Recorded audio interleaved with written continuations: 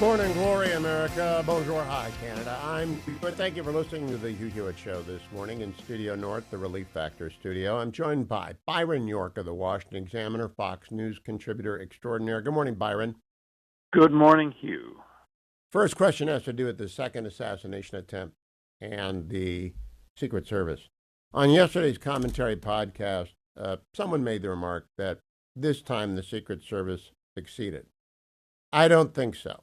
And I want to get your answer. My reasoning is the perimeter wasn't big enough. Second, they shot at and missed the would-be killer. And third, he got away and would have gotten clean away, but for a civilian, noting the car and the license plate. How do you assess the Secret Service's performance on Sunday, Byron? Well, it was successful in the sense that the protectee was not shot. Correct. But they did not secure the perimeter around him.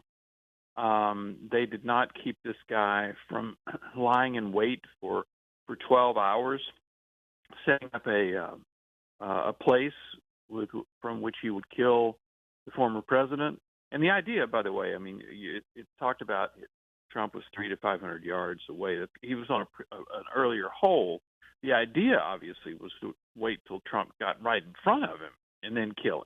I mean, Trump, if the man had gone, if Ruth had gone undetected, Trump might have been 30, 40, 50 yards in front of him, and that's when he would have killed him. So, no, I don't think it was a Secret Service success. And here's something I think the Secret Service hasn't done, and this is the most charitable reading of the Secret Service situation, which is they have not adjusted to the historic situation we have right now of a former president, now out of office, running for office again, almost as an incumbent. You notice that the sheriff, not the Secret Service, but the sheriff down there the other day said, well, you know, if it were the incumbent president, of course, sitting president, we would have secured the whole area. But this isn't the incumbent president, so we didn't do it. Well, the thing is, Trump is not just another candidate, not even just another major party nominee. He is a former president. We all know he's a lightning rod for all sorts of attacks. And the Secret Service is just not securing him and protecting him in that sense.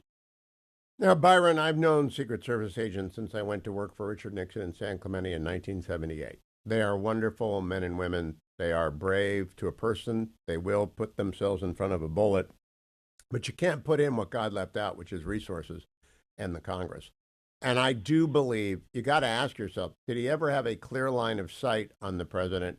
And moreover, are they aware that there are people in this country with skill sets of killing that are significantly greater than this nut from Hawaii? And the kid in Pennsylvania is sort of like the minimum. He hit the president. He didn't kill him, thanks to Donald Trump turning his head. It was provident. He did kill Corey Compatore, wounded two others. Do you think they're aware of the number of people who actually have serious skill set when it comes to killing? Well, they should be.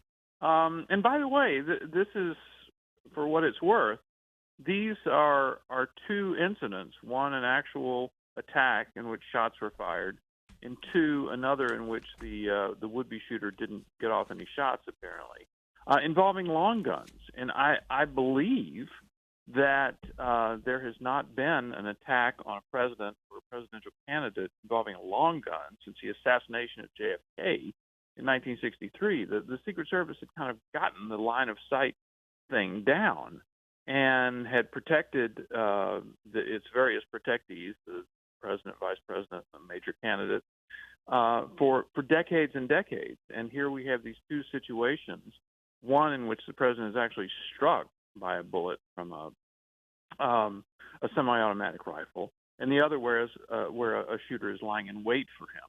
So clearly, the Secret Service is not succeeding on this whole perimeter thing and the line of sight issue.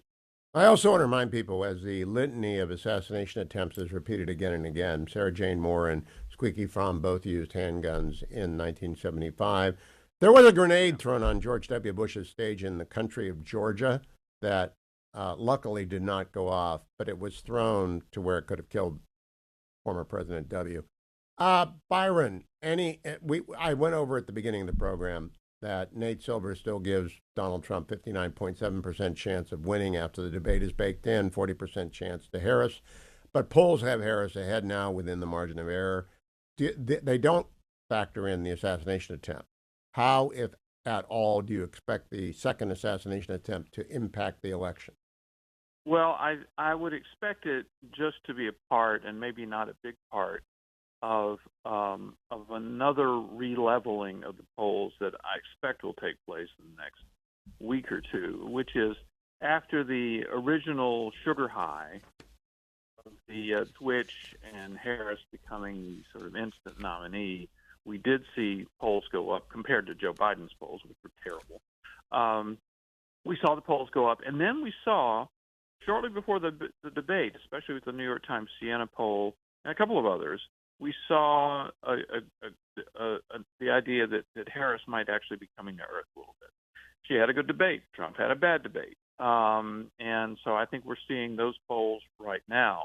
My guess is the equilibrium of the race, which is it's virtually tied, will return within a week or two. And I don't know what unexpected events might be out there. God knows it's been an incredible 50 days of unexpected events. So we don't know what's going to affect it, but I do think some sort of equilibrium would return absent some, big birth change. Well, I also believe, you don't share this, I gather, that the bias of Muir and Davis, ABC, and Disney will impact that equilibrium returning. I mean, not fact-checking the idea that there are no American troops in combat. I think that's actually disqualifying. Either she doesn't know it or she lied about it. Which do you think that is, Byron? Because it's a fact. They are in combat zones. Yeah, I don't think she knew it. I don't think this is her thing. Obviously, she's the vice president of the United States. She gets security briefings. Clearly, if you look at the kind of stuff she talks about all day, that's not it. So my guess is it's just not her thing. She said that. Somebody told her that, and she repeated it. And it turned out not to be true. Listen, as far as the press bias is concerned, it was huge. How much of it is just sort of baked into the cake that Americans expect this sort of thing, and half the audience loves it and the other half hates it. I don't know, but I think almost everybody expected the interview or the debate to be conducted in a biased fashion, and indeed it was. I did, but I've never seen anything like it. It was the worst debate I've ever seen. Now, it could be as bad with Vance and Walz because Norah O'Donnell and Margaret Brennan are both anti-Trump. And I don't think there's a debate about that. On the other hand, I don't think the vice presidential debate matters. I want to ask you about the Springfield story, Byron. This might take us into a break, and I want you to get a full answer. I think Mike DeWine announcing yesterday all the bomb threats were fake. I think he said all of them were from overseas, but I'm not sure. There's some debate about that. And I do believe that the focus on Springfield and 15 to 25,000, that's the range, Haitians arriving in Springfield. Some are legal, many are not. Some have the temporary protected status, which doesn't make them legal, but doesn't make them unemployable. And it's the size of my hometown. That's what Bernie Marino told me yesterday of Warren, Ohio. We couldn't handle 20,000 Canadians coming in. What do you think of that issue? Well, I think the Springfield issue is a huge issue. I don't think the dogs and cats issue is a big issue. And I agree. And there's this argument among Republicans about whether, there's no proof of the dogs and cats thing, but Trump got everybody talking about it. Now, yesterday I drove around a little bit, turned on MSNBC, and both times at different parts of the day, they weren't talking about the assassination. They were talking about J.D. Vance and Springfield. The larger issue of the problem that bringing 15 to 20,000 migrants into a town of 58,000 within a short span of time, the problem that brings is something that predated the debate and the whole dogs and cats thing. There was an article, I learned about it, actually, an article in the New York Times about this, saying what a problem it had created. The schools had to start using translation services. They used to spend $43,000. Now they spend $430,000. That sort of burden was happening all over Springfield. It's a huge issue. Byron, stay with me during the break, and I'll put it on the podcast. I got to ask you about one comment about this when we come back. I am back with Byron York. Byron, Norah O'Donnell, again, a debate moderator on October 1st, said this last night on CBS Evening News, hours after DeWine made it clear that the bomb threats were hoaxes, and at least many, if not all, originated overseas. Cut number 27. Donald Trump is blaming Democrats for inflaming political rhetoric, but the former president's own words seem to be increasing the threat of political violence in Springfield, Ohio. That's where a false and ugly accusation against Haitians, thousands of whom are legal permanent residents, is impacting everyday life. CBS's Nicole Killian. All right, that's enough. Byron, the framing of that is wrong and biased and ought to disqualify Norah O'Donnell from the October 1 debate. That's Hugh Hewitt's view. What's your view? As I said, this issue came up before the whole dogs and cats thing, because it doesn't matter whether the migrants are legal or illegal if you bring 20,000 of them into a town of 58,000 in a very short period of time. This is since the pandemic. So it was creating problems that everybody knew about in Ohio. Now, what the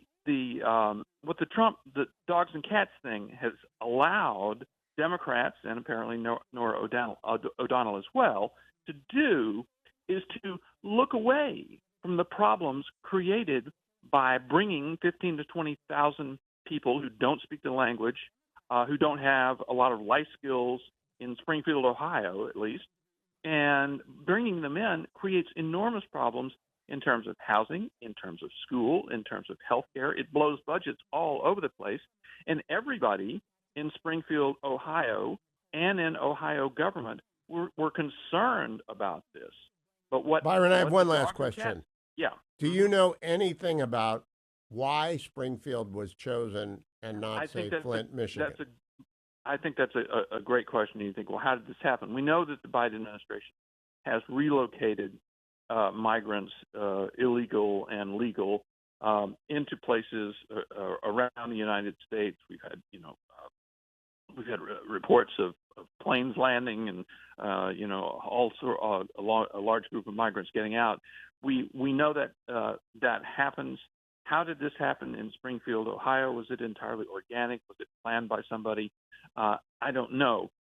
Clearly, it has placed a huge burden on everybody in Springfield, Ohio. And this is the issue about immigration. It's not a question of whether any immigrants should be allowed in or whether the United States should lock the door or something like that. But clearly, if you bring too many people in too short a time, it creates a very, very difficult situation with everybody trying to adjust to this new reality that did not have to be if you had a more sane immigration policy. Thank you. It is the question. Who picked Springfield? Was it 25,000 choices made by 25,000 Haitian migrants? Or was it a bureaucrat saying, we'll put them in Springfield? And by the way, was that bureaucrat motivated by the fact it's a red state and we're going to punish it, and we're not going to do it to blue states because the blue states are already burdened in Illinois and Chicago and New York City and Albany and all these other. I don't know. I have no idea, but it's a question that ought to be asked and answered. Byron York, follow him at Byron York on X, follow him in the Washington Examiner daily column, and follow me to the next segment.